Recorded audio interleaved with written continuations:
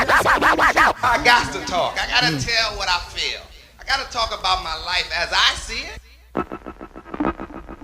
Wiggy. Wiggy, wiggy, wiggy, can't you see? Tremaine Wiggins has an opinion on everything. Marathon runners. Athletes? No. Aliens? I don't believe in them. How about the Spanish Civil War? You know, I thought it was a war that really didn't need to be fought. Shit only Wiggy can think of. It's Wiggy's World. Yo, what's good, people? It's your boy Wiggy, and we are here with another episode of Wiggy's World. I got my man, producer Mark, as always, in the building. Yeah. Last week's episode, we had my wife on. But now, we dive into my NFL life a little bit crazy here. The 2001 Super Bowl season.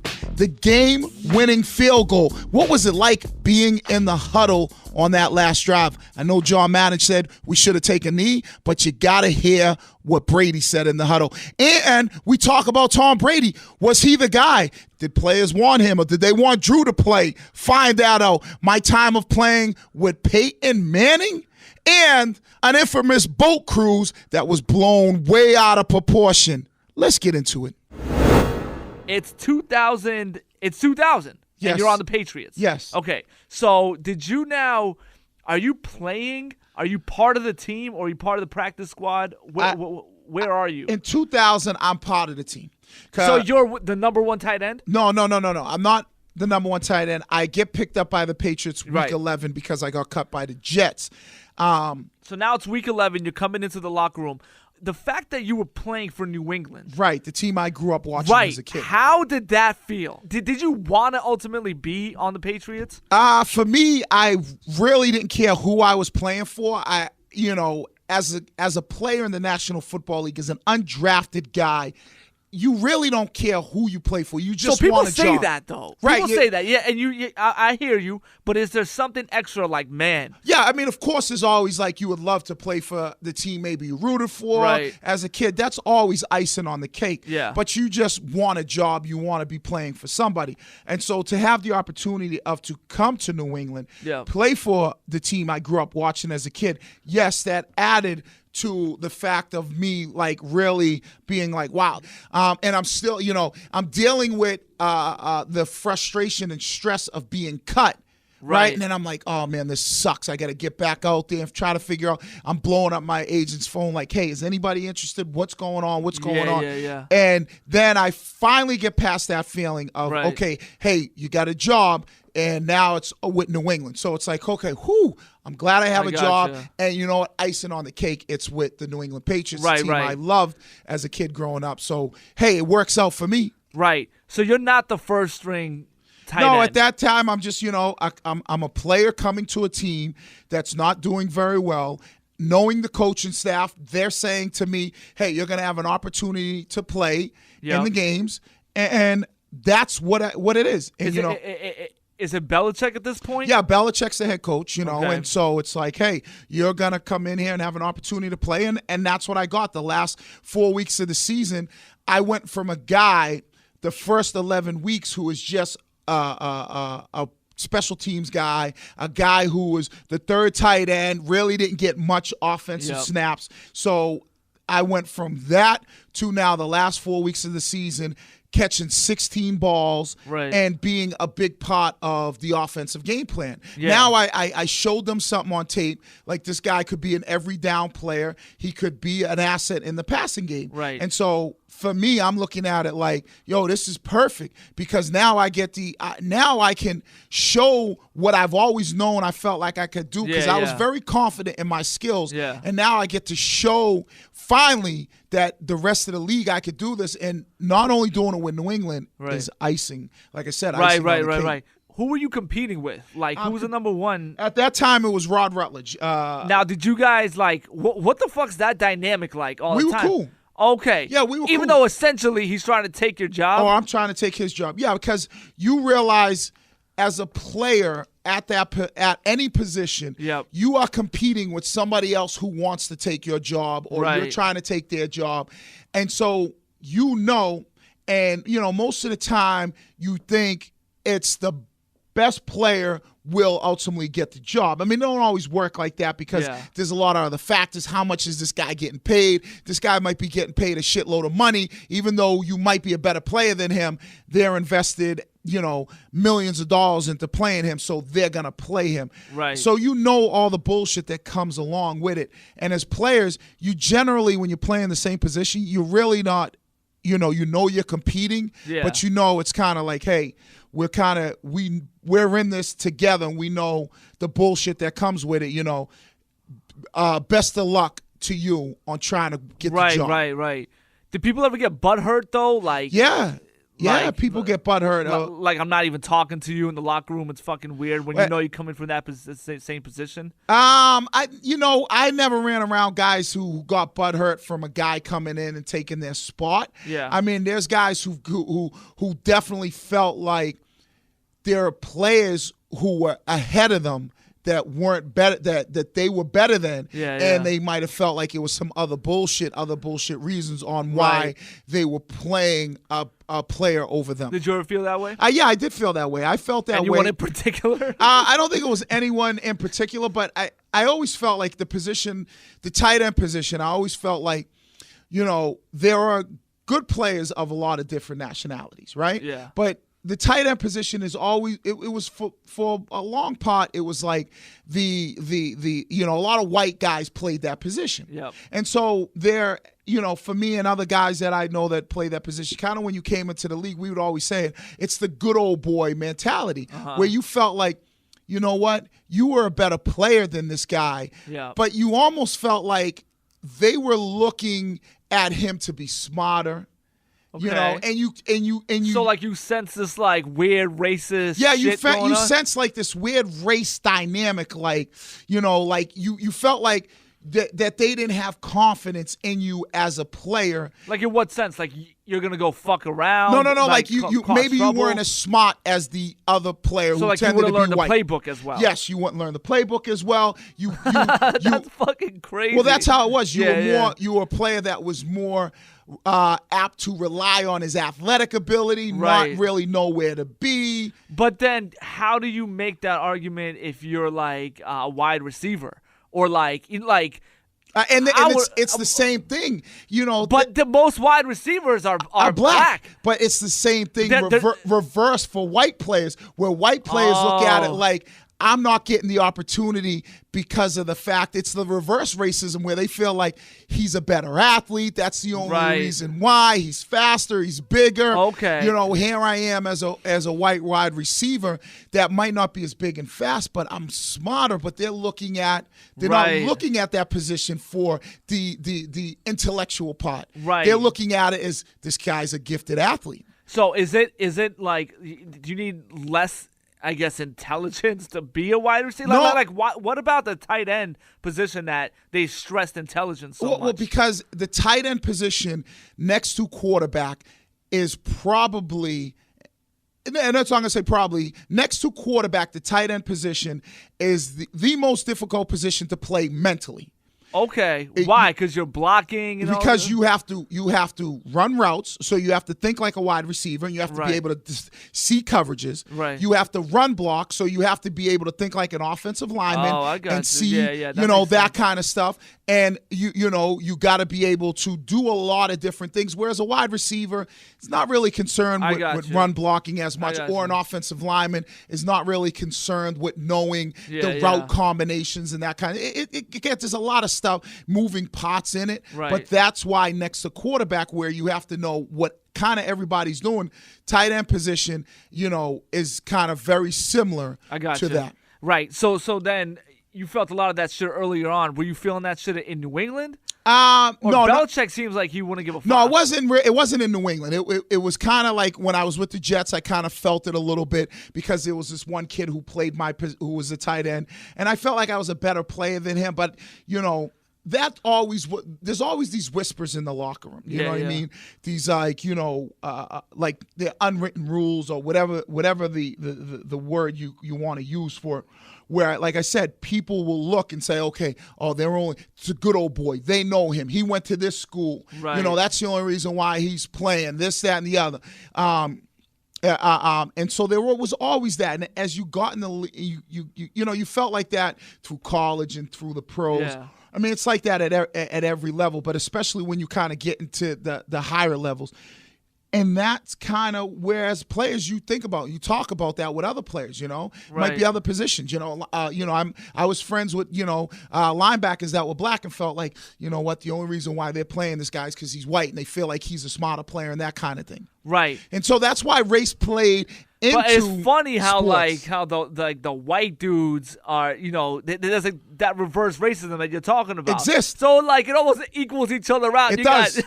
You got black people feeling offended and then white people feeling offended for different reasons. And that's the crazy part of it. Right. And it's the same way with like I said, white guys that play wide receiver or white guys that play cornerback. Right. It's kind of like they're I'm getting discriminated on because they feel like I'm not as gifted as the black athlete when it comes to the athletic ability. Right. Now, when you got here, was that the 5 and 11 season? That was the 5 and 11 season. So you caught those passes, and that was Belichick's first season? That was Belichick's first season. So he's 5 and season. 11, right? Yes. You get on this team. Now the Super Bowl year starts, right? How are you looking at him as the players? You're like, man, this dude went 5 and 11. Well, we're looking at him as and like I said, I only came the last 4 games of the season. So for me as a young guy, I was just looking at I wasn't really looking at him in any kind of particular way. I was like, shit, I'm trying to make this team. I got a wife and I got a daughter at home that I'm trying to feed. Okay. I'm trying to make this team. I know what type of coach he is. I know he's very, very disciplined. He's very hard ass. He tells you what you need to do. Yeah. And you need to either go out there and do it, or guess what? Somebody else is going to be doing your job. Okay. And we as players, we see that because of the way he coaches and seeing him do it with other players. What specifically would he do, like his style that separated him from other coaches? The thing that separated him from other coaches was that when he said it, he meant it. So what happens if you didn't do it? You'd be gone? If you didn't do it, your ass was out of there. Okay. That's when you knew. Like, other coaches would say something, and then it would be like, okay, they'd say don't do this, and then a guy would do it a bunch of times, and he'd still get an opportunity where, other guys wouldn't get as many opportunities. It was all that bullshit. Right. But with Bill, it was everybody on that team, from the best player down from the top guy down to the 53rd man on the roster, basically got treated the same way. And so there was no bullshitting with him. There was no sugarcoating shit with him. When he said, hey, you better make this fucking block, you made it. Because if you didn't make the block, you knew he would put somebody else in there that would.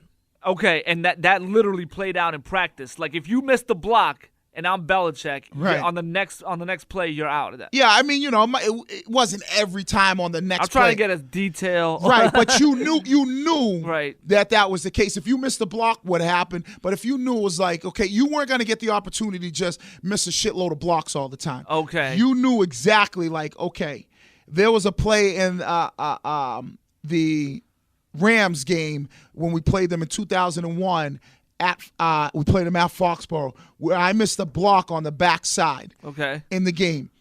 Showed it on film. He came up to me in practice the next day, or the next time we were on the practice, like a day or two later, and he said to me, God damn it, Jermaine, if you don't cut the backside off on this ride 35, which was the play, I'm cutting your ass.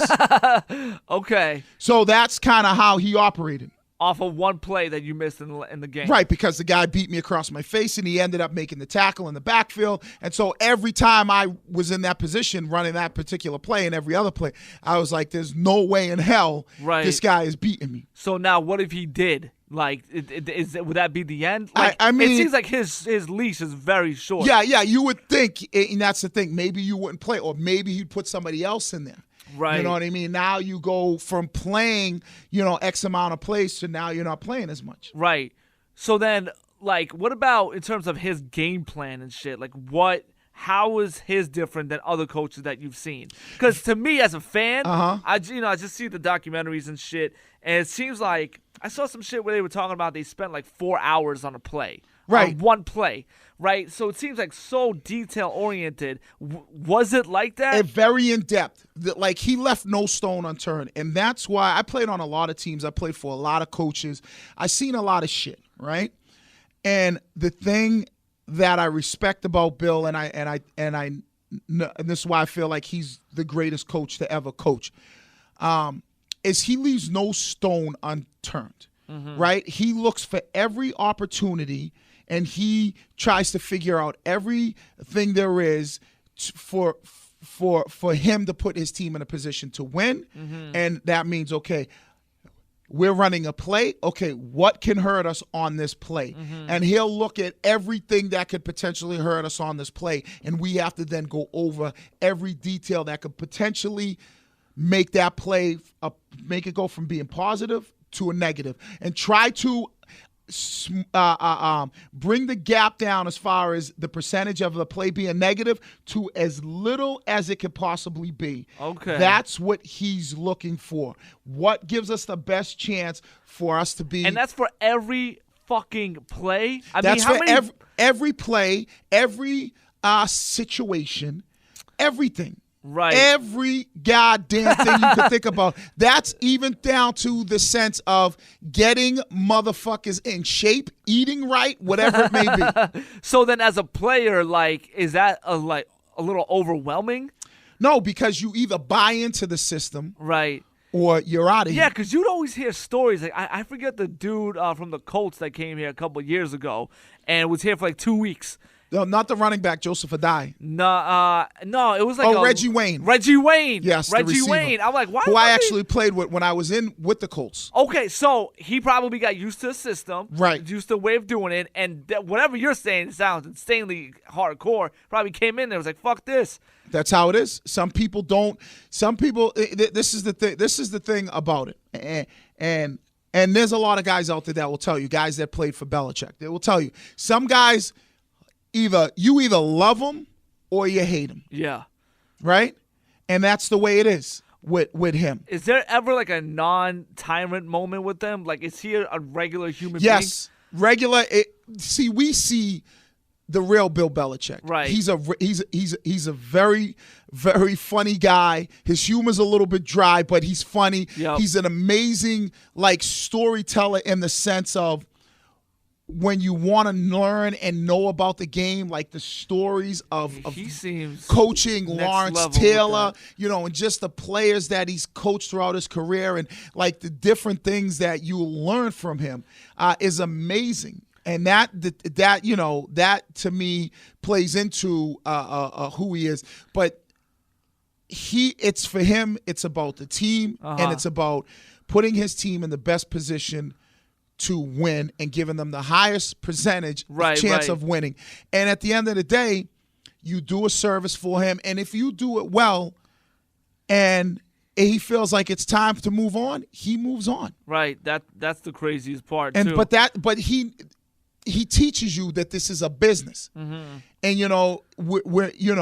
it's not like you're playing youth football. I'm not here to satisfy your parents. You know what I mean? Right. It's like, no, it's like you did a great job. You helped us win, but guess what? We are going in a different direction. Did you guys ever fuck with him? Like, I know players play pranks on each other and shit. You guys ever fuck with him? I mean, yeah, people would bust his balls. People would bust his balls as far as impersonating him and that kind of stuff. So he has a personality in that sense. Any funny stories with him? Let's see. Any funny stories with Bill? Yeah, I'll tell you, the funny story with Bill, and this is every player's kind of dealing with him, is that when you look at Bill, he would always have a Monday morning meeting. And in this Monday morning meeting, it was like he would come in, and whether you win or you lost, he would put film on. And this film would have all the shitty plays that happened in the game. Yep. And he would pretty much berate everybody, Even if it's like 54-0? It didn't matter. It didn't matter. Okay. He berated you. It didn't matter if you were Tom Brady or if you played one play and that was running down on kickoff. And he would come in and he'd put this tape on and he'd have his little, highlighted, his little, laser beam pointer. And he would then go through, a tape of 20, 25, 30 plays and just, belittle you to the point where you were like, oh, my God, I'm so embarrassed. To the point of, after a game, I can't remember who we played, but I remember after a game, we were sitting on the bus, getting ready to go back to the plane and come back to New England. And there's a group of us sitting on the back of the bus, talking to each other about, do you think that you're going to be on the tape tomorrow? And thinking, saying damn, let me see, what plays did I fuck up? Right. Talking about plays that we might have potentially fucked up in the game and saying, oh, there was that one play where shit, you think he's going to put, and that's how it was. And there's, many stories of him where you would have to, he'd want you to be so prepped on the opponent that you would have to know the opponent's parents' names, where they were. Oh, man, it's crazy. You want another funny story? Yeah, absolutely. What the fuck? We were sitting in a meeting one time, and we get a depth chart of the team. Yeah. And as an offensive player, you get, starting linebacker, backup, third string, he plays on third and longs, this kind of thing. So we got a depth chart for offense. I was a tight end and offensive player. Yeah. And he would always, what school did this guy go to? What was this guy's name? All that kind of stuff. Down to the point where you were trying to basically find as much information about this guy as possible down to what kind of damn underwear he wore. Right. And I'll never forget, there was a player who played for, I think we were playing the Atlanta Falcons, and his name was Henry Crockett. He played linebacker. Okay. But the way he spelled his name, it was Herni, but it had one of those little. Oh yeah, it's like French. French things. Yeah. So he's asking questions, and I was kind of sitting towards the back and bullshit. And I don't know if I was bullshit, but maybe I might have been, And I knew the guy who he was, and he goes, "All right, Wiggy, who's the starting outside linebacker at the time?" Yeah. And I go, Henri Crockett. And he goes, you mean Henry Crockett? And it was funny because, the whole room started laughing, and it was just I completely fucked the kid's name up. Yeah.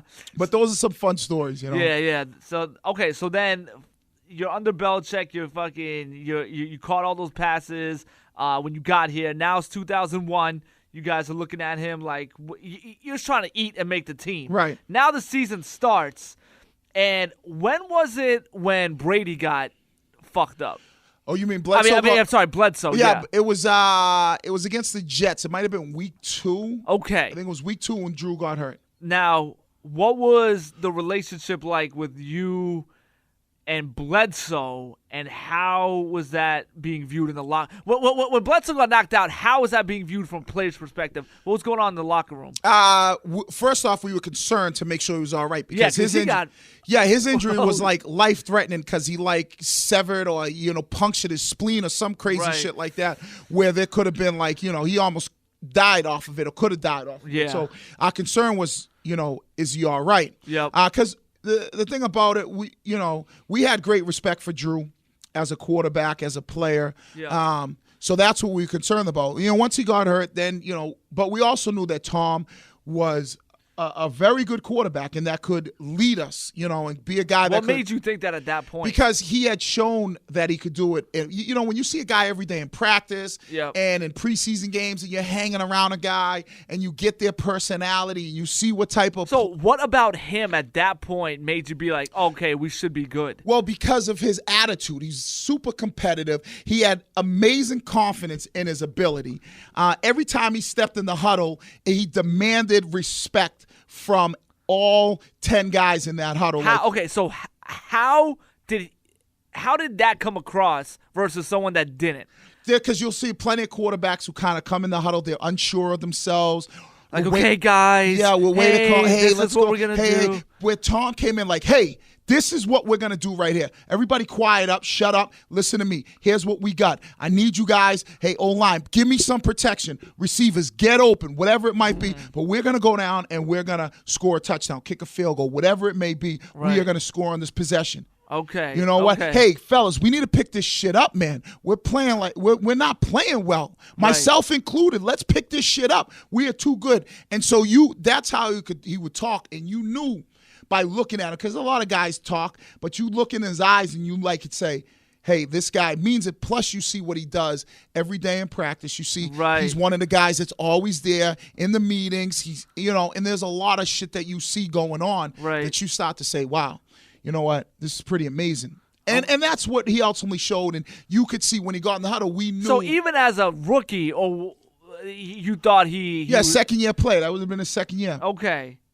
Okay, so you're like, wow, this dude's like special. You saw something? Yeah, you saw it. You saw it, and you were at that time, fortunate. I had been with him the year before when I came in, so I was always. How did you two meet? Like obviously through the team, right. But because do you remember your first time meeting him? Well, I can't remember that, but because I had come in towards the end of the season, so they needed me to be on the show team, which was like the look team, and he was the quarterback. So I always. As a player, I learned this very early on in my career. It might have been from Keith Byers, who played.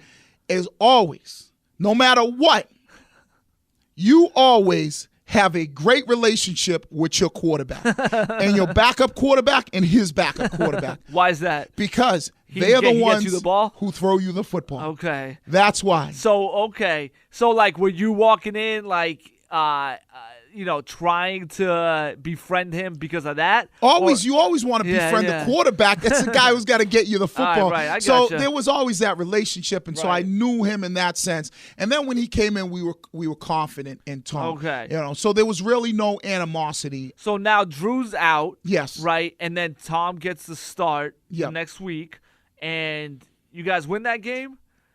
I'm not 100% sure. How did that season end? What was the record? We ended up 11-5. We ended up winning in Buffalo, right? You guys killed them. Carolina.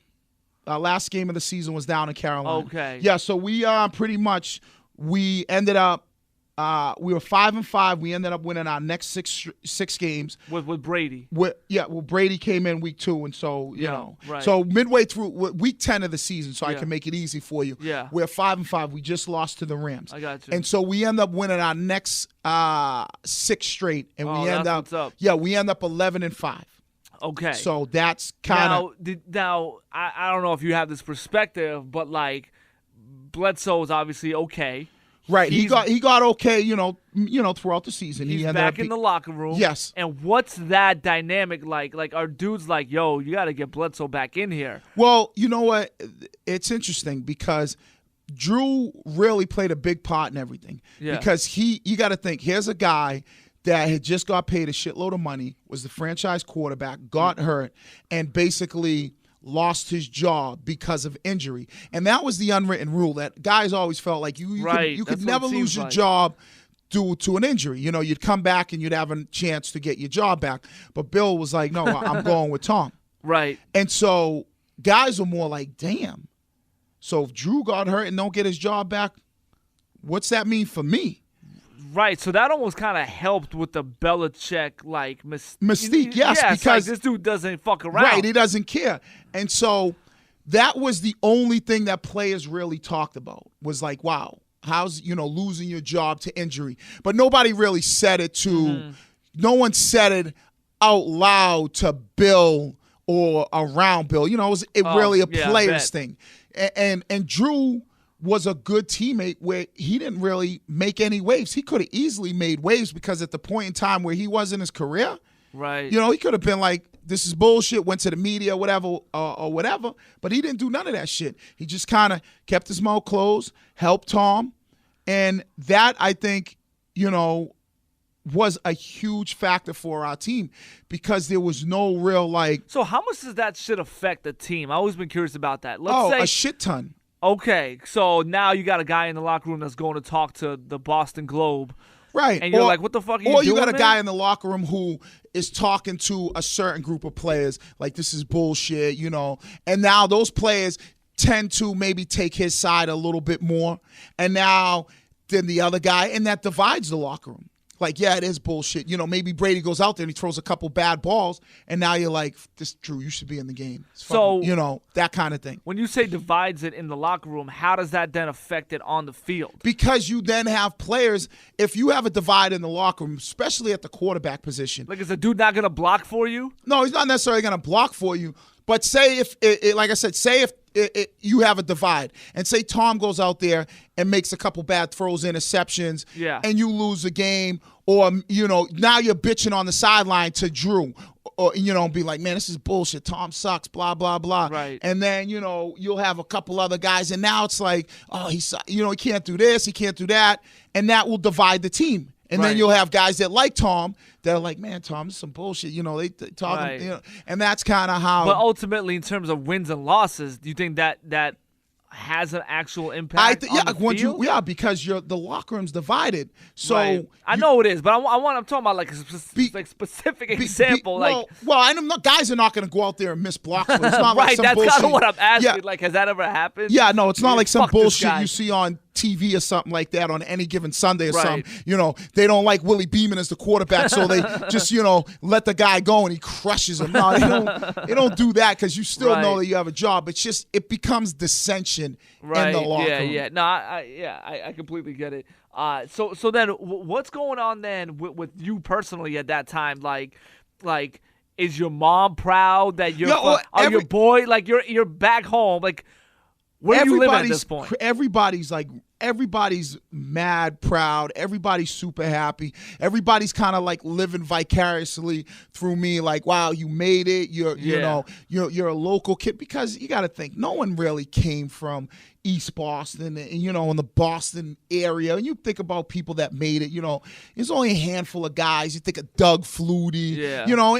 And even though Doug had a tremendous career, we never felt like he was one of us because he grew up in Natick. The only real players that we knew that we felt like, wow, these guys made it from the city, were guys like Ron Stone, Dana Barros in basketball. It was like, guys that you felt like, wow, look at this. And that's kind of how people were looking at me like, wow, this kid's from East Boston. I remember I went to the boys club. This one, now I'm related to everybody, and that kind of thing. So you're like a local celebrity, literally. Yeah, because look at this. It's not like I lived in an area and there were 5 guys that played in the NFL that came before me.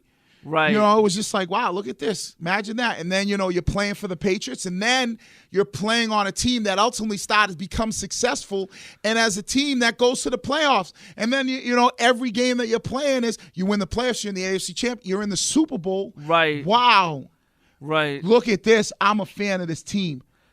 Right. So at that point, are you now the number one tight, or are you still kind of splitting it? Yeah, you're still like splitting it. You know what I mean? It's not really like at the tight end position. It's not really like a number one. It's like I said, hey, you do this well, and he does this well, and when we throw the ball, you're in there. When we run the ball, it's more than likely he's in there, and so that's how it is. But it's just like I said, for me, the bigger thing is here I am, helping a team that I remember watching playing 2 Super Bowls, 86 and 96, and lose both of them, and being a fan of, to now you can help them. And I'm helping them, but I'm also in an area where people know me and know, like, well, holy shit.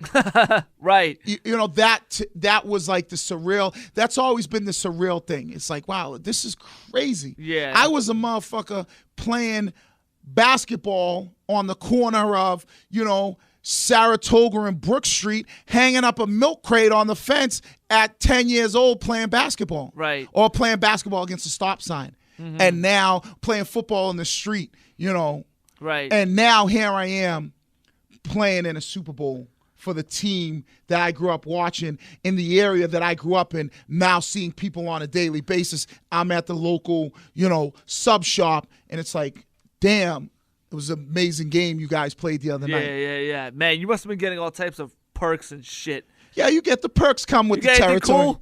cool? You know, perks Couple come cars. with. No, I didn't get those perks. You got to understand, my time was short-lived with the Patriots. Yeah. You know, because once the season was over, I ended up after that season. Once like this dude's not that great. Yeah, Get the fuck Bill. outta it. Bill was like, "Listen, we feel like we Oh, got." hold on. We'll fucking get to that part. But so now it's the postseason, right? And like, how are you guys feeling in terms of like, holy shit, like this actually might happen? Well, yeah. Once you're there, you're like, we got a shot. We're like everybody else. We're in the dance. Who did you beat first? We beat the Oakland Raiders in the snow game. Right. Okay. Let's talk about that. Wow. I'm fucking losing my mind. So that's. Is that amazing? Is it amazing that you are a Pats fan and you are sitting? I'm literally talking about the fucking championship season. If we got the Snow Bowl game. Okay. So let's talk about that fucking game. Yes. Let's talk about. Okay. Now it's early in the morning, right? I don't know if it was snowing yet. Was it snowing yet? No, it was a night game. No, I'm saying I want to go back to that fucking day. Was it snowing? But you guys knew it was about to come, right? Yeah, they had talked about. So how snow. are players perceiving snow in general? Let's start off with some softball fucking questions softball here. questions. Let's talk about snow. Yeah. Players are like, this is the thing about Bill.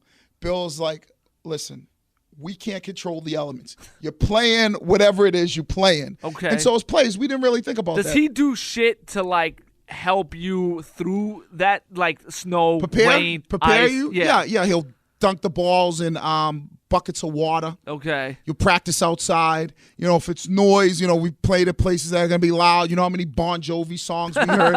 So, yeah, that's how you try to prepare your players for as close of a situation that they're going to be in. Right. And so, when it started snowing, we kind of looked at it like,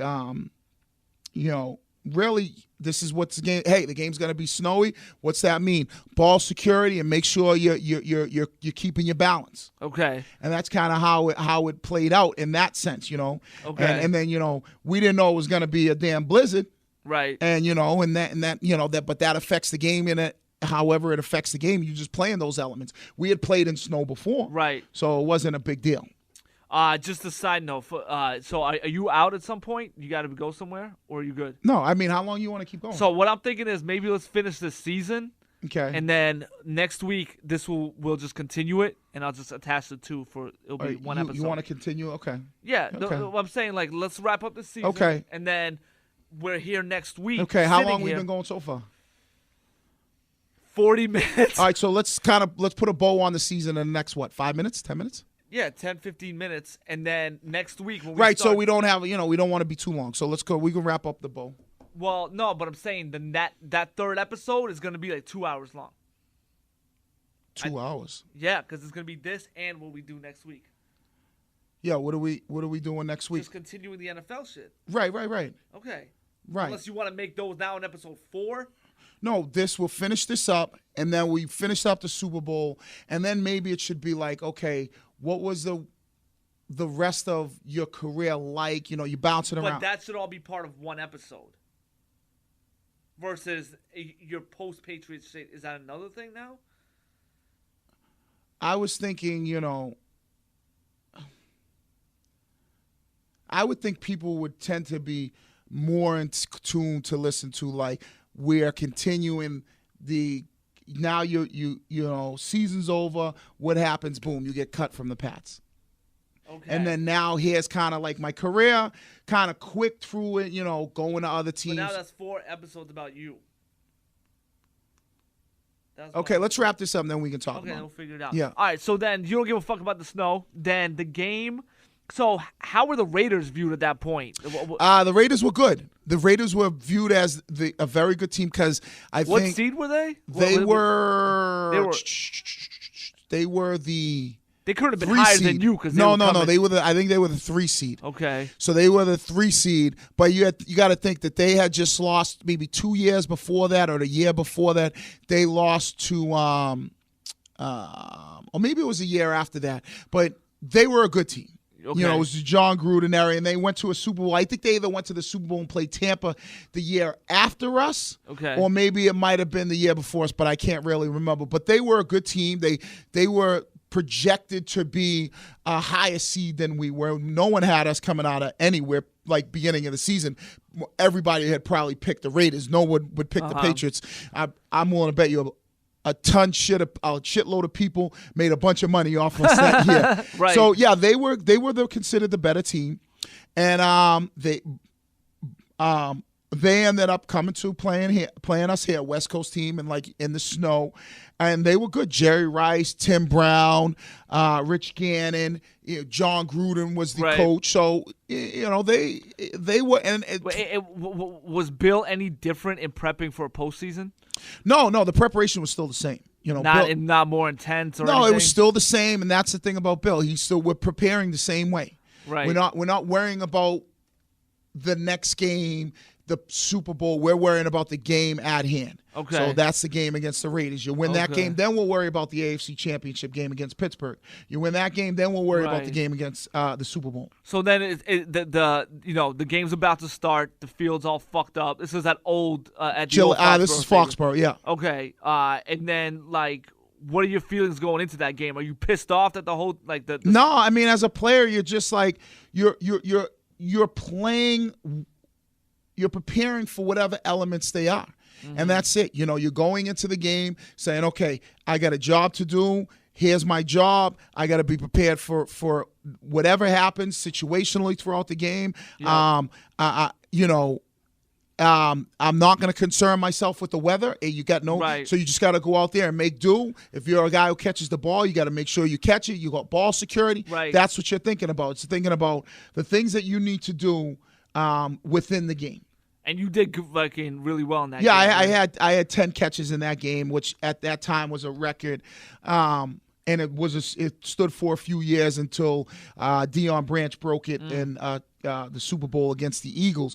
But I didn't go into that game thinking I was going to catch all these balls. Right. But I go into every game saying to myself, hey, whether I get the opportunity to catch one ball or I get the opportunity to catch 10 balls, when it's thrown to me, catch it. Right. And do something with it. Okay, so let's talk about the fucking tuck rule. The infamous tuck rule. Yeah, so, I mean, I'm not going to... I don't know. I want to know... Go ahead. What, your perspective. Okay, how about... I thought it was a fumble like everybody else in the building thought it was a fumble. Okay, so the play happens. Yes. And you guys are going back to the sidelines like shit. Like defeated. This game's over. Okay. But then this is where the genius of Bill Belichick comes into play. How's that? Where he turns over every rock, and that same play or similar play happened to us against the Jets with Vinny Testaverde earlier in the year. So is he now in the ref's ear? He throws the challenge flag. Right. But is he like, hey, this fucking happened, blah, blah, blah? Yeah, he's saying, hey, I want you to look at it. There's the tuck rule. I know what the rule is. Go back and look at it, So is he almost like manipulating the refs to No, a point? because then the ref got to go back and look at the video. Right, but now he has something in his ear that Bill... But it doesn't... even if Bill says, hey, this happened to us, it doesn't matter. Once the ref knows the rules. Okay. And he knows the rules to the very, very, down to the very microscopic detail of that rule. And the rule was if the quarterback's arm's coming forward and he gets hit, it's an incomplete pass. That's crazy. Believe me, I fucking love it. So then it gets what was the feeling the second they were like, yeah, that was a fumble. We all thought we lost. But I'm saying now when it got overturned. We got action. We're still alive in this game, but now we have to continue. Were you almost like, yo, this isn't even real right now? How the fuck did that? The emotions are all over the place. Now it's like, okay, we're back in it, but now we have to kick a field goal, or we got to get in position to kick a field goal to tie the game. Now, did you catch a pass to get into that position? No, that I caught a couple passes, and we got in position to kick a field goal. And then we end up kicking a field goal. That's the Vinatieri infamous 45. Right. So in order for Vinatieri to make that kick, well, not that you're thinking of the Super Bowl. That's the Super Bowl. You're getting getting your Wiggy great catches. Well, confused. there were like 4. So there was 4. So it's kind of difficult to differentiate between the 4. But no, there were plays within that sequence of that possession that allowed us to get into position for him to kick a field goal, which then put us into overtime. Right. And you were part of I was part of that drive. sequence, yes. I was part of that sequence where I caught a couple, I can't remember, 1 or 2 passes. And you were out on the field when he made the kick? Yes, when he made the kick. I was on the field goal protection team. Dude, that play, his kick yes, is still like the that most one because it was into the wind, in a blizzard, and you couldn't see the ball. You couldn't see shit. All you could do was see the referees put their hands up and signal for it was good. What was that feeling like when you saw their hands go up? That feeling was good, but guess what? We got to go in overtime. I know. So then we got to go in overtime, and we end up going to overtime and make a few plays and get in a position to kick the game winner. Okay. Now after you go ahead. Yeah, but after that, guess what? We just beat Oakland. Now we got to go to Pittsburgh to play in the AFC Championship game. Right. So you're at a high, but the journey's not even close to being complete. How long does that high last? Not long. Like literally the end of the game? Yeah, literally that night. Next day? Yeah, that night, the next day, and then boom, we're preparing for Were people Pittsburgh. like blowing up your, I don't even know if they had cell phones back then. Yeah, we had cell phones back then. People blowing up your beeper, just like going nuts after that everybody game was crazy. Everybody was mad excited. Yeah. But, it was just one step in the journey to where we wanted to go. So I heard the next team that you were playing was Pittsburgh. I heard that there was players had somehow found out that Pittsburgh had packed their bags to go to the Super Bowl. Was that true? Yes, Pittsburgh had made – because what they did back then was they sent a couple guys down to do like in the AFC Championship, each team has a couple guys, and they talk about, and I can't remember, and they talk about they come together and they talk about the Super Bowl and whatever if team wins or whatever. And what Pittsburgh had done was they were already planning where they were going to stay, the hotel that they were going to stay in. So they were already making their arrangements as far as that kind of stuff. So how did you guys find out about that? Because when I think it was a couple players, like I said, a couple players back then, you know how they do the press conferences where players talk about the game and this, that, and the other? Yep. It's different when you're AFC Championship game. They sent a couple players down to the Super Bowl location. Okay. To talk about, I got you, yeah. Okay, this potentially could happen or whatever. And that's kind of how it got back to us. So how does Bill use shit like that? Does he use shit like that? Yeah, he says, look, these guys have already prepared where they're going to stay, when they're leaving, what they're going to do, that kind of stuff. Right, and what guys obviously just like guys are like that. you still got to play in a game, right? You know what I mean? And that's guys are like we're not even thinking about that. We're thinking about the AFC Championship game, and they're thinking about the Super Bowl. Did you guys have like an extra chip on your shoulder because of shit like? Oh, of course. Does that shit work? Yes. Okay. Yes, because then I remember at the end of the game, I'll never forget. I was getting into it with Joey Porter because we were in our victory offense, and he was talking shit, and I was talking shit because Joey Porter was one of those players. He was a hell of a shit talker. And so, and I remember telling him, look at the scoreboard and that kind of shit. And like literally, we were almost coming to blows as far as what the fuck was he saying? He was, what could he say? Fuck you, pissed off, wanting, fight and that kind of thing. Right. Right. But, that's kind of the way it was in that situation. You know what I mean? Right. But, we knew as players, you guys kind of overlooked us. And that's what ended up happening. Right. So then, okay. So then it's the AFC Championship game. Right. So Bledsoe played that game. Bledsoe played the Brady game. was hurt. Brady gets hurt in that game, and Right. Bledsoe comes in, throws a touchdown, helps us win the game. Now, is Bledsoe already kind of used to the fact that he's number 2? Yes, he's already in He's not like, word, I'm going to play the Super Bowl. No, he knew he wasn't. Okay. But I think the media was asking the question, who's the quarterback? But we all Right. knew it was Tom. But he and Drew knew. So I mean, it was never even really an issue in our locker room as far as who's going to be the guy. Okay. And now it's a Super Bowl, and you're Yep. playing the Rams, The Rams, who were the greatest show on turf. right. So nobody was giving the Pats a chance. No, and what motivated us again is I think when the line came out, we were 17-point underdogs. No shit. And we knew about it, but it ended up going down to about maybe 14 and a half. So Bill uses the line too? Well, yeah, use the line as far as, So how did he use that? He's just like, everyone's expecting us to lose? everybody's expecting us to lose. They're the greatest show on turf. They had just won a Super Bowl 2 years prior, a couple Yep. of years prior, and they beat Tennessee. You remember the Tennessee Titans game when he catches the ball on the 1 yard line, he's trying to stretch it out. Yep. The Rams had just won that. You know, here they are going for their second Right. Super Bowl. That kind of thing. They're the greatest show on turf. They set a whole bunch of records as far as points that year, and he used that as motivation. No one's giving you a chance, but he said we played them in Week 10, and he goes, you know what?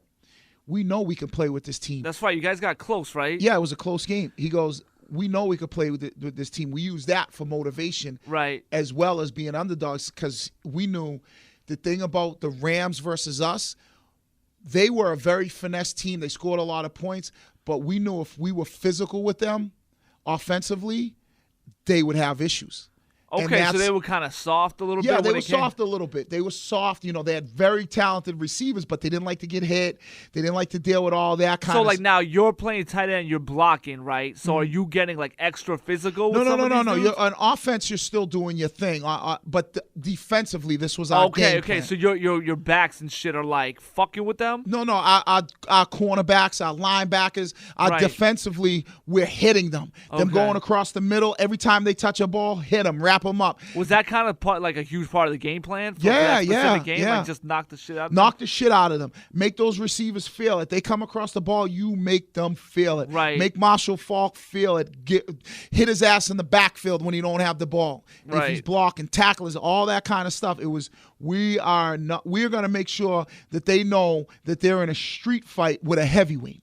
them? Okay. Oh, and how were they viewing it at that point? Like, did you hear any rumblings of the No, Rams? no, Like, they we're were just gonna viewing it. roll these dudes? The only rumblings I remember hearing at the time is I remember Marshall Faulk hearing this kind of at that time later on was they like our curfew was like Monday. Yeah. I think we might have got like a day down there to just go out, but our curfew was like Monday. Yeah. You know, at like 12 o'clock, and they ended up being able to hang out till like Thursday or something. Yeah, there was no real like curfew for them. Okay, That okay. kind of was like the rumor, like, you know, these dudes out here partying and living it up. Yeah. And I'll never forget Willie McGinnis said, listen, we don't need a party when we're down there.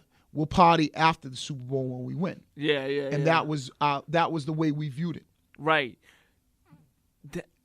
How was like Brady during that time? Was he any different? Because this Nope. was like his real first. Yeah, Brady The was who he is. beginning. Brady was who he is. If you see him, he was super The hyped. same as you first met him. Yes, fucking super gamer? hype, super competitive, had passion for the game like a lot of players. Didn't seem nervous. Nah, I didn't seem nervous. You know what I mean? Didn't seem nervous. Right. Even Kale go out there being who he is. Okay. You know, And then wears his emotions, to a certain extent on his sleeve, but Yeah. never gets to the point where like this dude's rattled.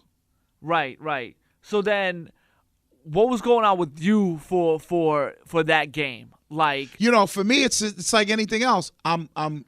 Hey, who's down there? First of all, like, is your mom down there? yeah, my mother, my wife, my daughter, my in-laws. So, there's some family I brought Yeah. down. But for me, it's just like, Are you nervous? I'm not really nervous. I'm like, damn, I'm about to play in a Super Bowl for the Patriots. Like, that's kind of how Right. I was. It's like, wait a second. I remember That must be surreal. As I fuck. remember in 96, I was just watching them. I was in my damn college family housing, sitting in front of the TV, Right. watching them and rooting for them in a Super Bowl. Right. And here I am now, knowing that, okay, I'm going to have an opportunity to play. There's going to be a chance where I can have an opportunity to catch some footballs. Yep. And knowing, oh, shit, this is real. Right. Who would have ever thought? Not me. I wasn't this big-time football player growing up. I'm like, what the fuck? Right. And that, to me, was what it was. And, like, I'm just going to go out there and play and have fun and try to, do You my weren't part. intimidated by the Rams? No. I mean, we I know were, you had played them, but now like the media, like how much do players like you see all watch the media? Like you see all that bullshit, but I think at that point we had guys on that team that were like focus on the game. And Bill was like, don't worry about all the BS and all that dog and pony nonsense, all that bullshit. Just focus on the game. Try to treat it just like any other game. How'd you do in that game? I did well. I caught what'd I catch? 2 balls in that game. Okay. That's the game where you ask about the set field goal. up Vinatieri? I set up the game winner. Were you the last one? I was the last one. Wow, okay. That's and what's then up. he came in and kicked the field goal to win the game, and that was all she wrote. And then you got cut. And I never, I did get cut. And closing real quick because I know there's still so much more to the story. Right. Like you said, I did get cut, but in closing of the catch before the game winner.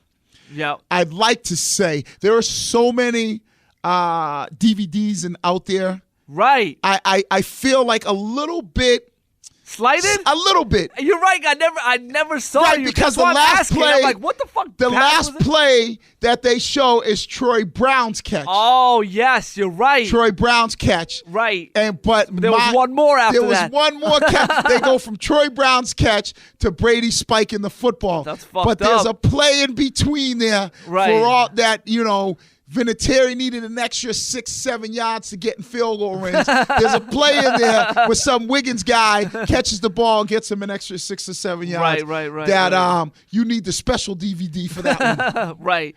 All right. So then you guys win the fucking Super Then Bowl. we win the Super Bowl, and it's like, whoa, this is amazing. I've just helped the Patriots win a Super Bowl. I played well. I had a great year. This is great. Yep. Can't wait to see a Super Bowl ring. I never even seen one in person. I never even went to a Pats game when I was a kid. Now I'm a Super Bowl champ. And then you get cut. And then you get cut. Okay, so That's the slap in the face. Welcome to the National Football what League. happened there?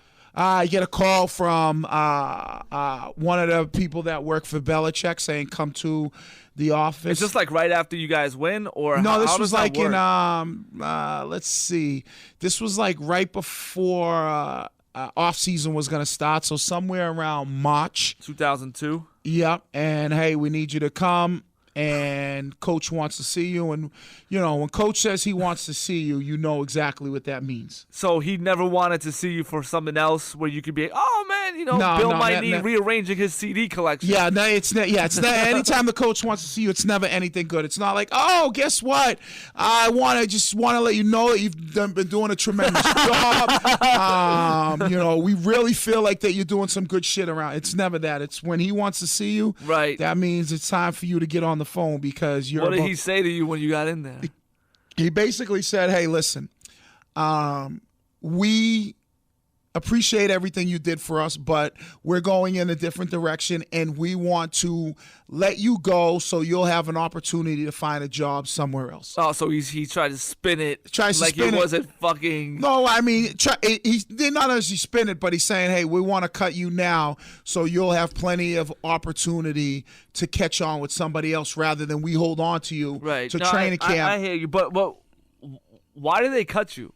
Like, weren't you doing well? Yeah, but they felt like, in the NFL, this is the thing you have to realize, is that, and not only the NFL, I would say life in general, at every job you pretty much work at, the bosses are always looking to replace you with somebody that could do your job either the same or better at a lower cost. Okay, so they found that who was that dude that and they brought in a guy named Cam Cleveland, a tight end. Then they ended up, I think, drafting maybe Ben Watson and Daniel Graham. So they were always looking to replace you for maybe if it might not even be somebody who's at a cheaper cost, but they're always trying to replace you with somebody who can either do it better than you, or like I said, do the same thing you do at a cheaper cost. Even though it didn't cost them much for me. Yeah. So it wasn't about the cost, but for them, they wanted to replace me with somebody they felt like that could bring more to the table, give them more on the field. So that's why they wanted to replace me with somebody who they felt like was a better player. You were like a little too slow. Yeah, whether it was too slow, too small, whatever it is, they felt like that he was a better player than I was, and that's why they would replace me. Turns out it didn't ultimately work that way, but you know what? It is what it is. Right. So then you ended up playing for a bunch of teams. Not gonna fucking get into the whole like chronology of that. Yeah. But what was the next team you went to? I went to the Indianapolis Colts. Okay. And you played with Peyton Manning. Played with Peyton Manning. Fuck, so maybe we are going to get into the chronology of it. Cause, okay, so then you played with Brady and Manning. Yep. What was Manning like? Manning was, I tell you what, he was a good dude. He was a jokester. Okay. I never really had an issue like as far as Peyton Manning. I think he was one of those guys that jokester. How like prank? Like prankster and that kind of stuff. Like what? Okay, so you're all sitting in the hot tub, everybody's enjoying themselves, getting ready for practice. Here's Peyton in the hot tub with you guys, and then he walks out of the hot tub and he's butt ass naked.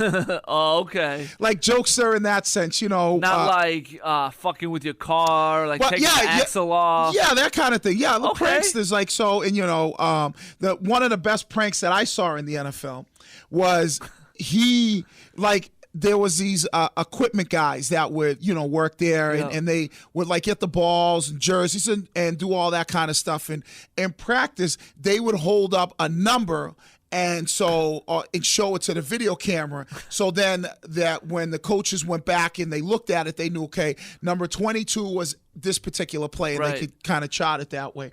So there was one guy, and he was a guy that had been there for a while. And and he holds up the number on the video camera, and Peyton comes from behind him and pantses him, right? And so, then ultimately, we watch that in the team meeting. Everybody has a big laugh at his expense. Oh man. So is he kind of like? I mean, that's kind of dickish. I'd be like, fuck this dude. It was, but the payback they got to Peyton Manning was classic. So he had like a Tahoe, a truck that. So the equipment people, we were all in meetings, and we come out of after meetings and everything, we come out of the facilities and everybody's going to their cars. Yeah. And Peyton Manning's Tahoe is wrapped.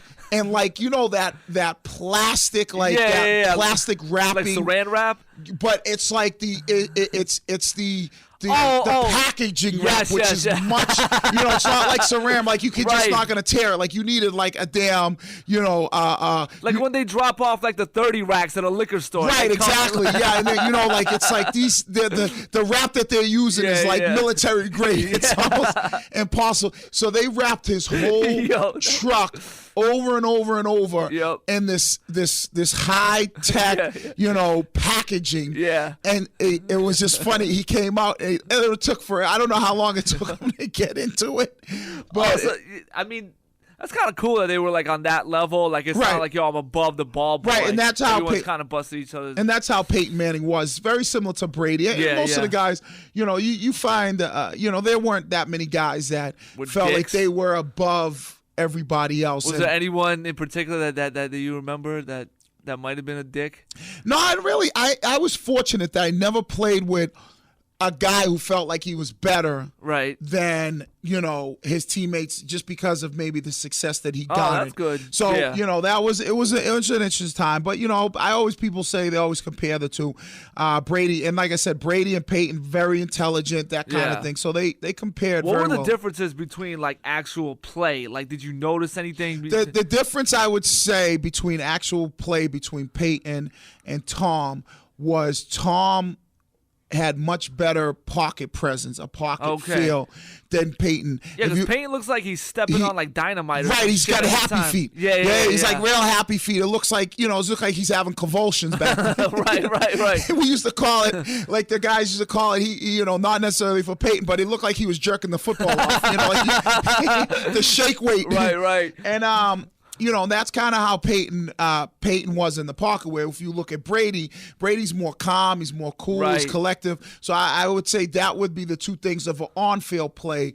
That would be the difference. Is Peyton's pocket? Was he more cool in the huddle, or they were both kind of? No, they were both. Yeah, they were both very composed. You're both very composed, both very competitive. Yeah. That, like I said, the slight difference is more the pocket presence in the footballs, the way they throw. Brady threw a better ball, it had a little bit more zip on it, a tighter spiral, that kind of thing. Did you ever get yelled at by Manning or Brady? No. You fat motherfucker, get the fuck back here. No. See, I never got yelled at because I was a very, very smart player. Now, so I was always, most of the time, I was in the right spot. Usually if you're getting yelled at, it's because you're in the wrong spot, not because of your physical traits, like, oh, damn, you too slow or some shit like that. It was most of the time it's because you be the right place. Yeah, your dumbass was usually in the wrong place and it led to an interception. So you can't think of one that you were like... No, because like I said, for me, my biggest thing was making sure that I wasn't the biggest, I wasn't the fastest, so I knew that physically it was an uphill battle for me. So mentally, I wanted to make sure I was sharp. So I always was one of those guys that knew what the fuck he was doing. Right. So Colts, then where? Colts, then after Colts, Carolina. That's what ultimately... Okay, Carolina, you were in another Super Bowl, right? Right, that's when ultimately we played the Patriots in Super Bowl 38. Well, okay, so what was that like? Now you're playing them, and that team was a monster, right? Fucking... The Carolina team? No, the Patriots team. That was 2000. That was their second Super Bowl, so that would have been 2004. That was...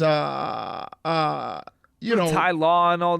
Ty Law, Deion Branch. They were a stacked team. Very good defense. Was part of Rodney you Harrison. Fuck, man, I wish I was over there. No, because I was in another Super Bowl. Right. So I was trying to. How close was that one? I forget. It was real close. We lost on a last-second field goal. Oh, nice. That's another last-second field goal that we lost on. Right. That's right.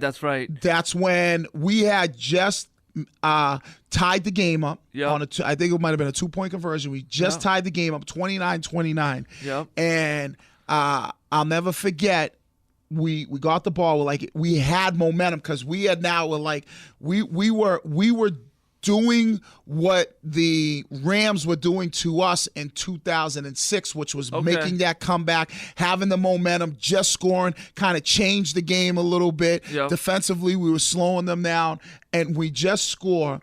And John Casey, who was our kicker, kicks the kickoff out of bounds. Oh, okay. Right. And so there's a minute and something left where I think the Pats might have had 2 timeouts.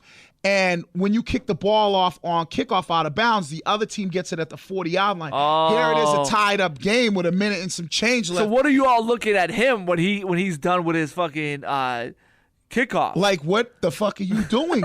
Just kick it deep inbounds. Maybe we tackled them inside the 20. Did he panic? What the fuck? I don't know. I mean, didn't talk to him about clearly, it? no one really talked to him about it because clearly,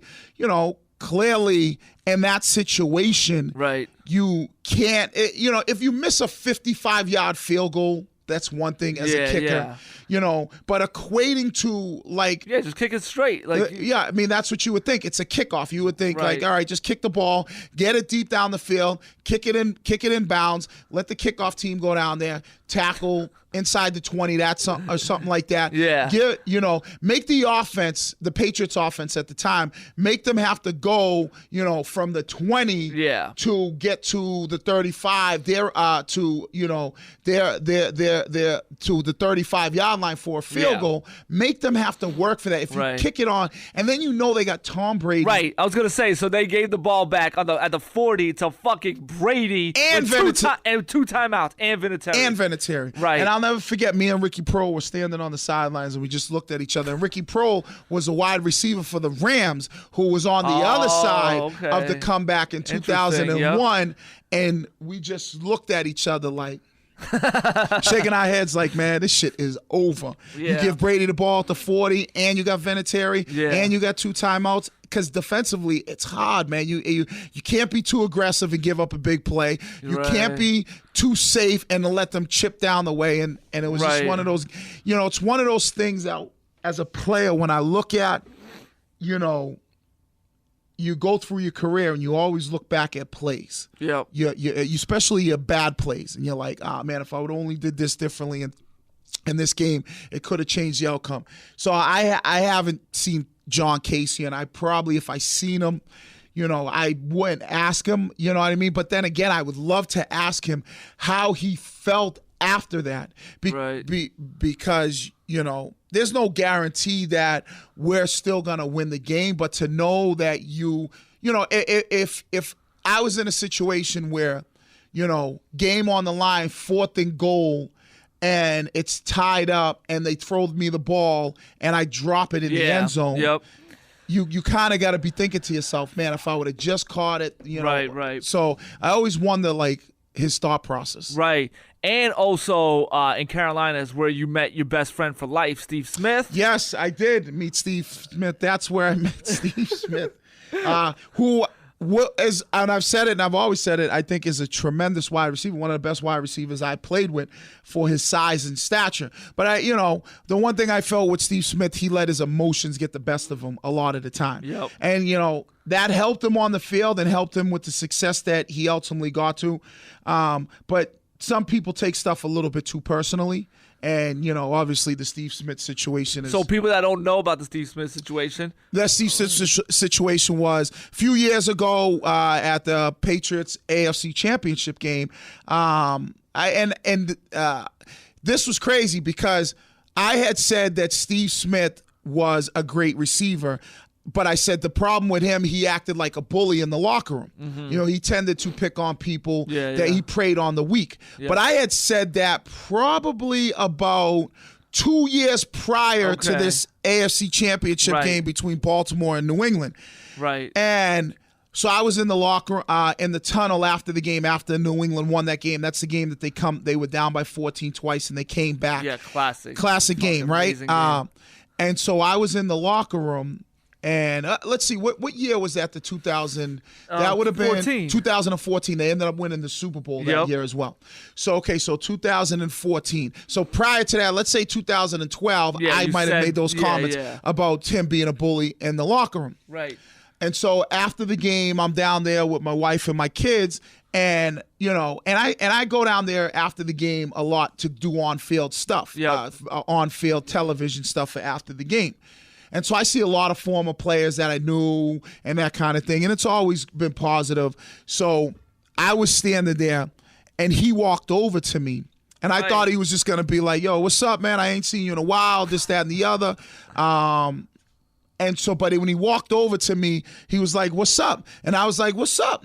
You know what I mean?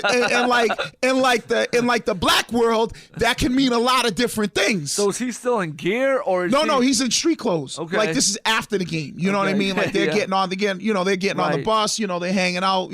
So I'm like, what's up?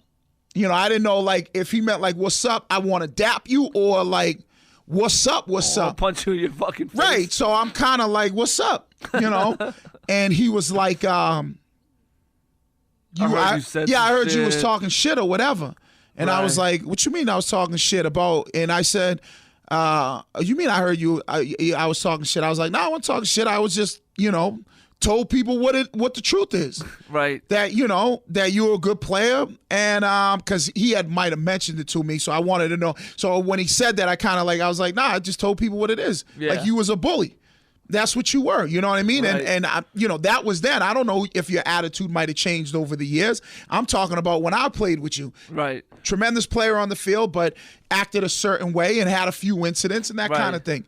So was he trying to like swing? Like what? He was trying to get like buck, He was trying to get some air in his chest. So how did that end? It ended like where he knew I wasn't backing down. Like he knew who I was. Yeah. You know what I mean? Like I knew who he was. What did he expect to have happen? Like, I don't know what he. I think you'd be like, I'm sorry. Right. I think he thought I was gonna cower. Yeah. Like because that's his. That was the thing. He wouldn't have swung at you. Him? Yeah. No, he wouldn't have swung it. If he wanted to swung, he would have took a shot. Right. But see, he knew I wasn't going to back down. And so, Yeah. like, you got to understand that some dogs, their bark is bigger than their bite, or they only going to bite other dogs that they know they can get away with. If Steve Smith's listening to this shit, he's gonna might approach you in a couple years. If he again. does approach me in a couple of years, I'll still be there. Right. You know what I mean? So that's ultimately how it went. And, who knows? Right. I hear you. Well, listen, man. You're not gonna be friends with everyone, I guess. It is what it is. There are a lot of guys I played with that, that I wasn't friends with. They didn't like me or whatever Right. it might have been. But if, I always felt like if you had issue with me and you felt like you wanted to discuss something, you didn't like what I said, okay, we can discuss. But if you feel like you need to take it to that next level, I'm not backing down from nobody. Right. It's not like I haven't been in a street fight. It's been a while, but I still got some gas left in the tank. I hear you. All right, so Carolina, you lose the Super Bowl, and then what's next?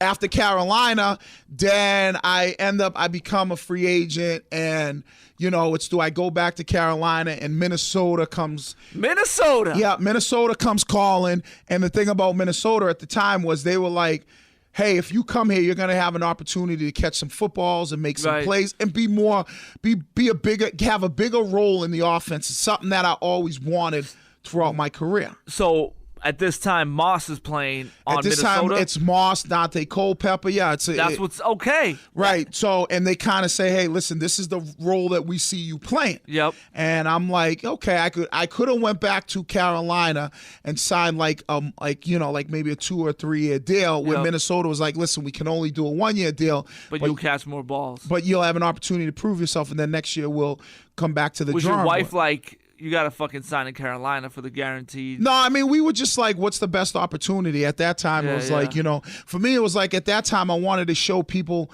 that I could be a productive player on offense and I could contribute, Right. especially in the passing game.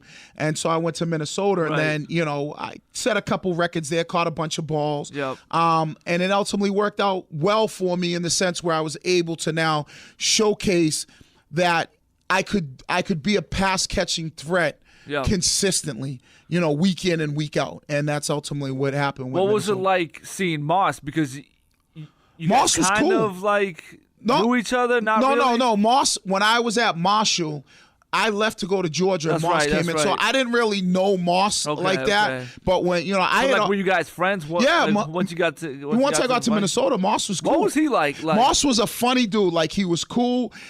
He basically said what the hell he wanted to say. Yeah. I mean, if the shit was on his mind and he wanted to say it, he said it. He didn't hold his tongue for nobody. That's what I respected and liked about Moss, is because there was no bullshitting with him. And and funny stories with that dude. Like the thing about Randy is that people always thought he was this bad guy in the locker room, and and this kind of thing. He wasn't that type of dude. He was the type of dude that was just like, yo, I want the ball and I'm talented. Get me the motherfucking rock. Yeah. But he also knew that he was going to see double and triple coverage, and that, hey, if you can't get me the ball, get it to some of these other guys, and then eventually I'll be one-on-one at the end of the game, and I'll be able to make plays.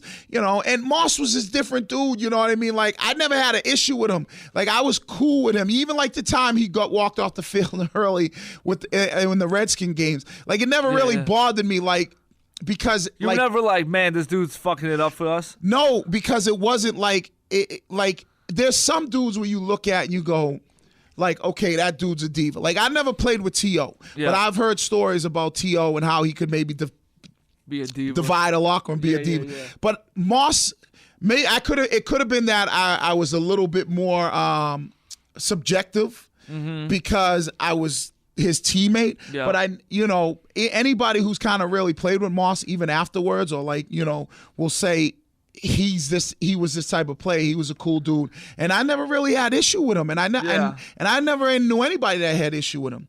Now, like I said, he did his own thing. He's danced to his own beat of the drum, but that's the way he was. Do you think that was part of the reason when he was here in New England why they got rid of him? I think a little bit because Moss wasn't holding his tongue for no media, no coach, and so I think ultimately that's what was probably there. With hair, it's more of the system and following the line, and you're being a good soldier. Where I think Moss did that, but it got to a point where he had some things he wanted to say, and he ultimately said those things, and that doesn't necessarily work here in New England, and you saw them move on from him. But as far as how he was as a player in the locker room, I know for sure that guys that played with him will say, hey, even when he was here in New England, he was a great teammate. Right. What else happened in Minnesota? A lot of things happened, but I was reading the story the other day. I see the story that you're going to. Something about a cruise ship, a boat cruise, with a bunch of what was it?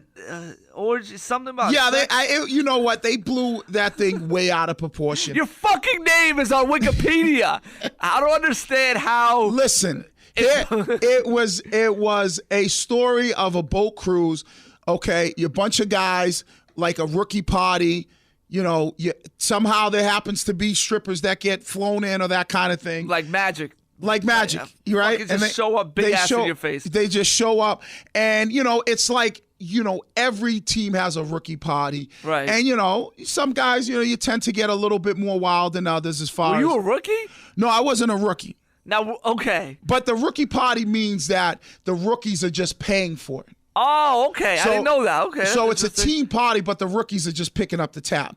I got you. Especially like the higher draft picks.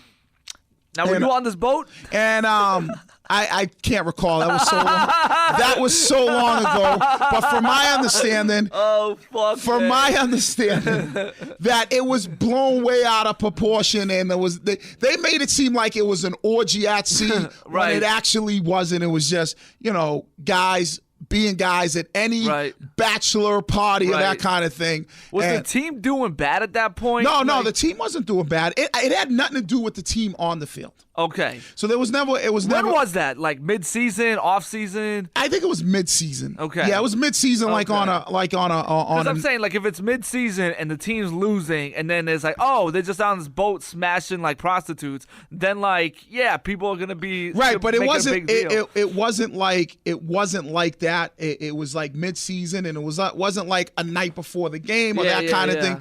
There was nothing that said, okay, this is the reason why they're performing. There was no problems with the coaches or that kind of thing. It was just, like I said, it was one of those things that ultimately got blown out of proportion. And that's true. And this is before social media, too. If that was nowadays, you'd be on fucking TMZ front page. Right. If this was they'd be interviewing everyone. Right. They'd be interviewing everyone. They'd have footage of everyone. But then again, it could have been a good thing, because then they would have saw that it wasn't that big a deal.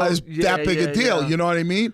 And I think that the social media element might have been like, oh, okay, this is a bunch of guys wilding out, turning up like any other bachelor. Like I said, for people that don't understand like a rookie party and what that means, think of like a bachelor party. Right. That's kind of what it was. How'd they find out about that? Like just some reporter was just standing on the dock? No, it was actually the people that were working on the boat. Oh, okay. Made issue of it, and that was the thing, and they were asking that must have got because they were asking for autographs and that kind of thing. From my understanding, they were asking for autographs and that kind of thing, and ultimately, no one knew anything of it. You know what I mean? It wasn't like there was like something crazy. Oh, so were they just mad at some bullshit, and they went to the media? And started talking? Yeah, they felt, I don't know, like disrespected or something? Right, they might have felt like disrespected, and I think that might have been the issue, but it was, like I said, it was crazy because there was there was like no like confrontation or anything like that. It was just like. So it's pretty typical. I mean, I can only imagine like shit in the NFL, like motherfuckers must be going out and just having wild times all the time. It's like, just think of it like a typical bachelor party. You go out with your boys. Right. Wherever you go, or wherever you have it, you have the bachelor party. Right. The people that are working there, the waitresses, bartenders, having a good time. Boom. Party's over. You leave the bachelor party from wherever it is. Say goodbye to everybody. This, that, and the other, like the workers. Yeah. Then go off to clubs or something like that. Go home, sleep. Right. 2 days later, all of a sudden, there's this shoot story, and that's that's ultimately how it was. It wasn't like it was like a specific something happened to a young lady or a young lady came out. Right. So then after Minnesota, what were you doing? Were you still after Minnesota? I ended up. Oh, 1 second, Minnesota. Yes. I heard that there was someone on that team that you absolutely hated. Yes. Who? Brad Childress, the head coach. Why? You know what? I could not. I didn't like him because he thought he knew everything, and he was one of those coaches that were like real. We gotta get him on, man. We gotta talk to him or something. I Yeah, might and when I say hate, like I didn't like him, right? And he was just like, a coach that felt like he knew everything. It had to be done his way, and it wasn't like I was trying to buck the system or anything like that. Yeah. But it was like every time I ran a route or something, like, you got to do it faster. You got to do it faster. You got to do this. You got to do that. And it was just like, I knew that from day one, he just wasn't a fan of mine. Okay. Why? Because of your speed? No, because of maybe everything that he saw in me as a player. You know what I mean? It could have been the speed. It could have been the size. He just felt like I couldn't fit the system. I gotcha. Yeah. So did you feel like from that point on he was intentionally like being a dick? No, I mean, putting you in situations where you can't succeed. No. I just knew that he was like, "Yo, I'm ready to get rid of this motherfucker." Oh, okay. You know what I mean? You're here now. You're doing. And then he did. But the thing about it, you got to understand. My first year with Minnesota, I was there 3 years, and my first year, Childress wasn't there. I caught 71 passes. Yep.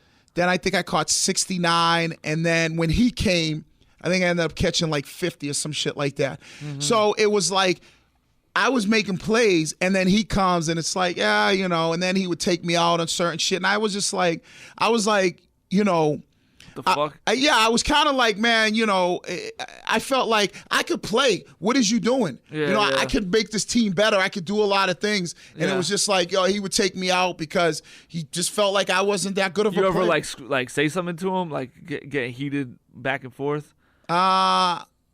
Nah, I never got into a heated like back and forth with him because I wasn't that type of dude. Yeah. That happened to me like maybe once in a game where I went back and forth with a coach. But I was just like, at the point when it was over, I just went to his office and was like, listen, clearly this is not a good fit. Yeah. You know what I mean? And he ultimately let me go and kind of and that was it. And that's kind of how my career kind of ended, like there. Like I went there, and then I went to Jacksonville, and then, got cut there, and then, kind of my career just right, just fizzled out. You know what I mean? It was like, all right, here you go. You played your 8 years in the NFL. Right. You made some plays. So what year was that? Where it was all kind of like you were like, all right, it was like 2007, but I was still trying to get back. I just had a couple workouts here and there. Yeah. But once you get into that world of the workout world, and you haven't played, and you didn't play in a season. But what about like made you know that it was over? Like it's a wrap for me. Physically, or it wasn't necessarily physically, because physically you still feel, but you still feel like you could play. Yeah. It becomes okay. Here comes the season. You get cut. Yep. You don't play with nobody. Yep. The off season, you're working out. You're doing everything. You don't get sign on with nobody. Yep. Your agent's talking to teams. This team, they said they call if this happens or that happens, or they might bring you in, or they'll bring you in for a workout. You do a workout here and there. So you miss a season, you miss an off season. Then you come up to the following season, and you don't sign with anybody, and then you're out that whole season, and then you're still working out. Like, and your agent's like, well, I talked to this. Just the grind, like, and it becomes that once you've gone like a full season. Yep. And a full off season, back into a full season of not being with nobody, that's when you kind of sad. Especially when you're at that time, maybe like I don't know, 30, 33, 34, somewhere along that. That's when you kind of know it's like, this is it. It's a wrap, because you can't chase the dream forever. And that's what you do. Players, they chase that dream for 2 years, hoping to hold on to it. Right. And then they ultimately, they don't get it. And then you go into this purgatory state of, what the fuck am I gonna do next? What the fuck did you do? Like right after it was actually over. I played in the UFL, which was like kind of like a startup league. Yep. That I was hoping that league would springboard me back into the NFL. So that was just shit. You were just trying as hard as you can just to get back in the league. Right. And then I was like, at that point in time, I was like, fuck it. Shit, Did you have a real job after, like at some point? No, and then this was like 2010, and I was living in Atlanta, and I was like, my wife and I made the decision, because I was trying to do the sports radio stuff. I was trying to do talk radio down there, but it just wasn't that big down there, and like athletes in Atlanta are like a dime a dozen. Yep. You know what I mean? Right. Especially former athletes, and so and the sports are not huge. Sports talk's not that big. You know what I mean? And so we were like, well, let's come back to Boston, where I had a little bit of a name from playing, but I love sports. I love talking about it. I love talking shit on the radio, and worked out for me. I ended up doing Felger and Maz, and started doing a lot of stuff with the Patriots alumni, and kind of getting back out into the New England area and Boston and becoming more and more relevant. And that's kind of how I made the transition from, all right, chasing the career is over to now transitioning into the next step, which is, everything that I got going on now. And that's what, as a player, you got to try to find that. And it's very difficult. That's why a lot of guys go through so much bullshit. Some guys go through a point where they can't deal with it. They can't find that. And they don't know what to do. And, you see, it's a crazy thing. You have to try to prepare yourself while you're playing. Right, that must be. I always think about that shit because you hear about stories about dudes like literally ending their own life. Right, and all that, or they their blow identity's through. gone. They blow through their money because they don't have this type of money coming in, but they still have this lifestyle that they're living. Right, and it's like and you're trying to figure out what. And you got to understand. What else? Yeah, what else do we know how to do? Right, we've been playing football all our lives. Right, and it's very difficult to be a 35-year-old guy who just played 8 years in the NFL, or a 30-year-old guy, whatever it was, and now you're like, okay, I want to go get a regular job. And most people at 35 have been working a job for what, 10, 12, 15 years, already established, and here you are trying to figure out what the hell's going on. And that's the hardest part, and it's not like companies are saying, all right, I want to hire this guy who's been playing football for the last 8, 9, 10 years and put him on and have him manage a hedge fund or something like that, Right. So, I mean, but that's kind of the way the ball bounces. All right, man. Listen, that's it. That's a cool fucking story. You know what? It should be a movie. It kind of was, man. How long was this shit? This is the fucking third episode. This thing's like 3 hours long. Well, if people missed the first parts, go back and listen to them because they're fucking good. But that's the thing, and there's so much to it because it's such a journey, and it is your life. That's what it is. I mean, I wouldn't change it for the world. It is what it is. But it is a thing that that you look at and you just say, hey.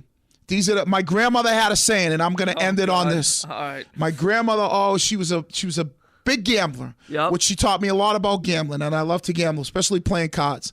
And she would always say that, hey, you got to play the hand that you're dealt, even if it's some bullshit. Wow. And so, I mean, she's right. I hear you. And so that's called ultimately what we do. Right. And that's the great thing about Wiggy's World. So after we're doing all this, after fucking basically stroking your cock for the past 5 hours, we can get into just like other shit, right? This whole thing is based off of fucking you just wanting to bullshit. That's it. And then, just like, I mean, it's going to get crazy from here on. Yeah, I mean, because you never know where we will go. I think that's the great thing about Wiggy's World. I have an opinion on everything. Right. And where that opinion, it's not always the right opinion. Right. Generally, it is the right opinion. Right. And if it is the wrong... No. I don't know if it is. That's the but case. In my mind, it is. And if it is wrong, I will somehow beat you down to make you come on my side. That's your strategy. That is my like that. Mentally, not physically beat you down, but mentally just wear you down and say, I agree with you. And that's what Wiggy's World is. So we're going to wrap it up. Till the next time we see you, my man Mark, I'm Wiggs, and I'm out.